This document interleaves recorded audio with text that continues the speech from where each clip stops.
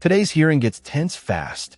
A defendant on probation for aggravated assault with a deadly weapon faces the music, and this judge isn't pulling any punches.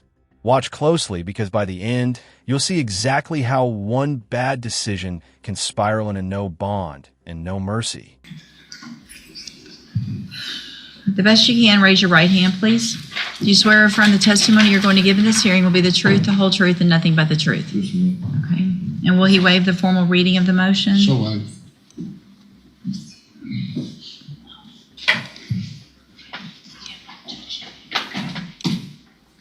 Give me just a second to get that pulled up.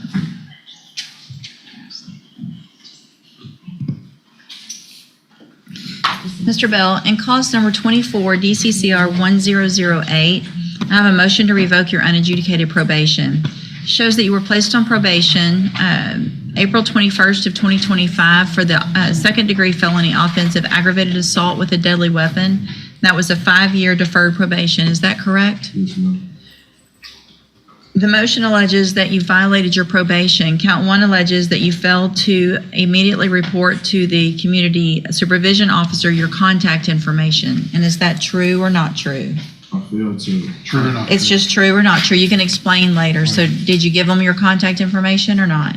Yes, ma'am. You did give it to them? Yes, ma'am. Okay, so that's not true.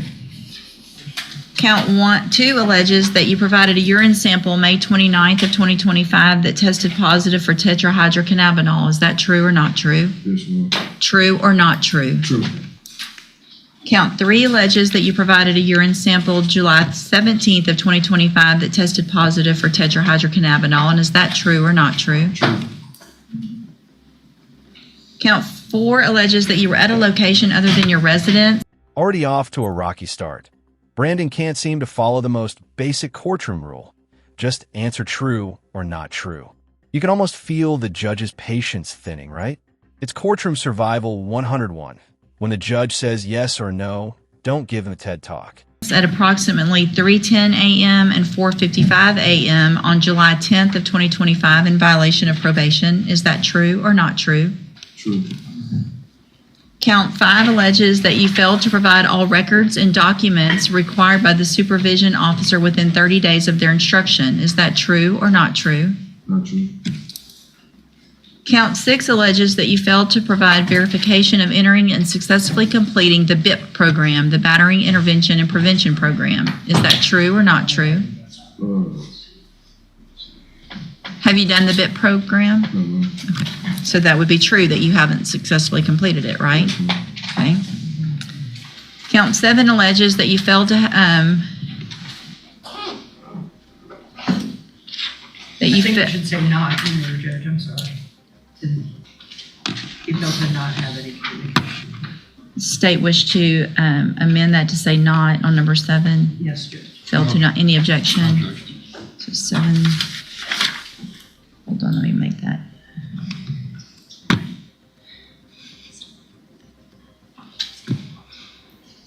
I'm printing it because it'll be easier for me. All right, so 7 says that you failed to not have all communication with the victim regarding your child through an approved third party by repeatedly appearing at the victim's house to, quote, see your children. Is that true or not true? True. Count 8. This is where things get serious. Brandon's accused of violating a no-contact order, a huge red flag in domestic assault cases. These orders exist to protect victims, and breaking them, even to see your kids, can instantly undo months of probation progress. Judges take this very personally. It's not just a rule, it's about safety. If the court could explain it, I don't think you. I mean, did you show up to probation and do either a fake urine sample or have some type of, what was it, He admitted to drinking something that made his urine negative. gotcha. So did you do that? No. You didn't? You just admitted it, but you didn't really do it? Did you say it, or did you say that or not? That you admitted to drinking? So it says you admitted to the adulteration of your urine analysis, that which means you told your probation officer that you did something to make your urine analysis negative. Is that true or not true?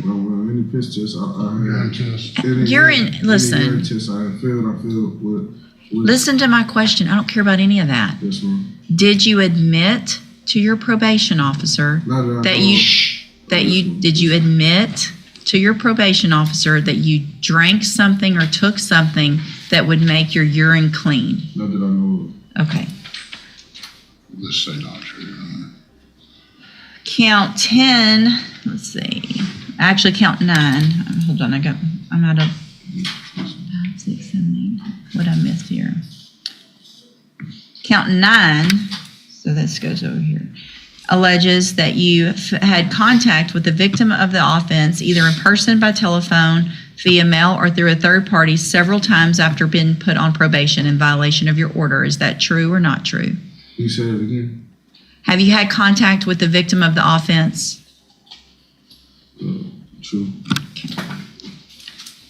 And then count 10 alleges you are behind in your court-assessed fees as of July 17th, 2025 in the amount of $337. And is that true or not true? True.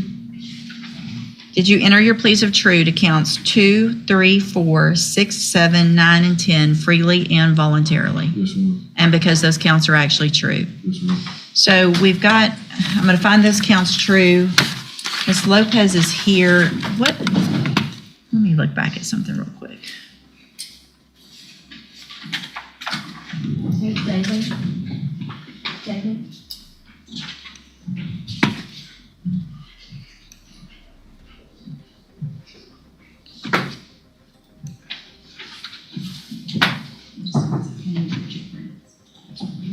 When was the last drug test? My last drug tested him on the 18th of August. And it was negative? It was negative. And has there been any follow-up or treatment with spinal top? You mean mental health or Mhm. drug treatment? Mental health, yes. Okay. Yes. Okay. Weaver?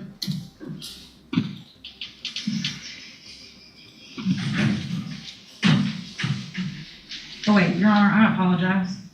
August 18th was his last drug test, and he tested positive for THC. He has since been drug tested again in September, and it was negative. I gave you the wrong date there. I apologize. And I think the concern, if Ms. And here it comes, the classic probation question. When was your last drug test?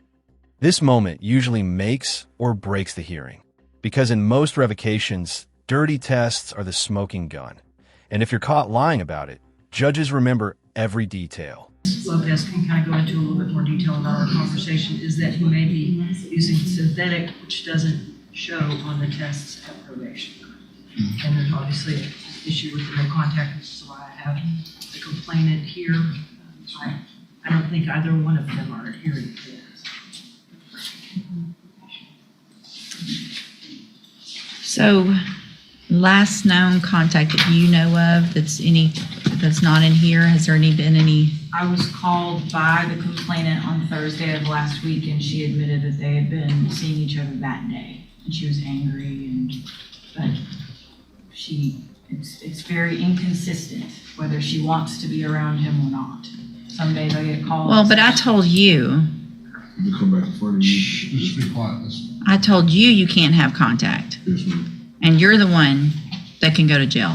Yes, ma'am. Okay, based on all of these allegations, I realized that I reinstated a bond and we had a hearing, it looks like, where I ordered some spinal top, but it sounds like this is not going in a safe direction at this point for anyone. At this point, I'm going to find that it is in the best interest of our community, best interest of the victim, and based on all of the factors in 15.17 and the fact that you're on probation for an aggravated assault with a deadly weapon, I am going to make this, at this point, a no bond. You will go back with the bailiff. I'll reset your case for an updated pre-sentence report.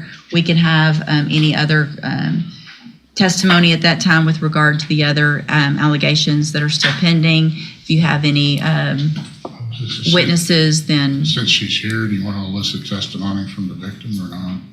She is Judge, here. what my preference would be, may she come up to be addressed by the court? Yeah. Ms. Bell?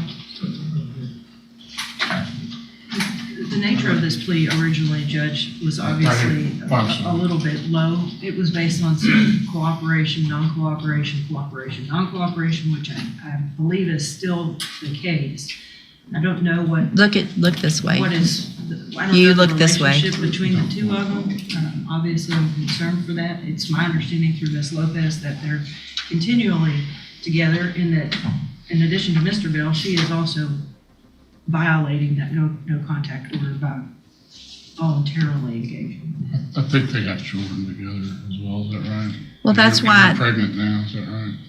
but that's why I made the specific rule that they go through a third party to transfer kids, to see And kids. the problem is that the third party is his mother, which is, I've told him multiple times, cannot be. Cannot be. Okay. It's not working. You are pregnant with this child right now? You said? So here's the thing. I can't necessarily order you. You're not here in court on an offense. But he's going to jail today because y'all won't quit doing what I told him not to do. So it's that simple. Can I say something?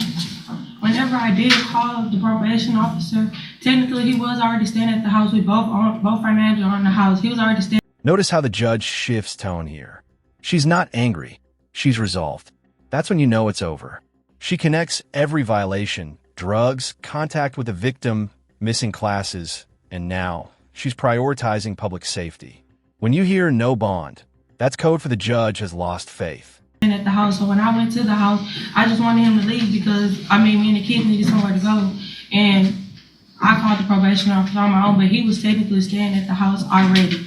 I just wanted him to leave because me and the kids needed somewhere to go. And obviously we all couldn't be there. Right. But he haven't. So did he not leave so that you and the kids could stay there, and that's why you called? Yes, ma'am. Okay. But then he's been staying there. all right. Well, then you know what you have to do. You're the one I on. got out the house and I waited on my ride before my ride came. Well, if you're staying at the house I and don't you're, stay there anymore. I stay with this one. I'm resetting it for a sentencing hearing. If there's any testimony at that time, you can recall witnesses, and so we'll come back. I would implore the court to admonish them that contact includes calls from the jail. It does. Contact, communication. Contact doesn't just mean in person, all right? It means communication. So you can't call her from the jail. You can't talk to her, period. Man, we have children together. We have 4 kids together. I'm going to have another child for him. How are we supposed to? How are we supposed to co-parent if we can't talk to each other? Well, y'all can't co-parent. That's why we're here, because he assaulted you. He's on probation for felony assault of you. So we're not co-parenting isn't where we're at right now.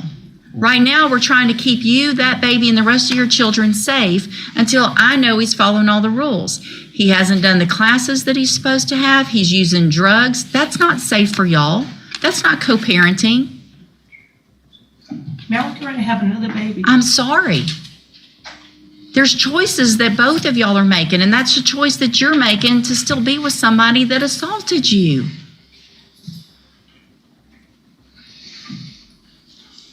You can go back, go. Thank you, Judge. You can go with the bailiff. And that's the heartbreaking core of this case. 2 people trapped in a toxic cycle, calling it co-parenting, but the court calls it danger. The judge isn't being cold. She's protecting lives. This isn't about punishment anymore. It's about prevention. And when the gavel drops, you can feel the finality.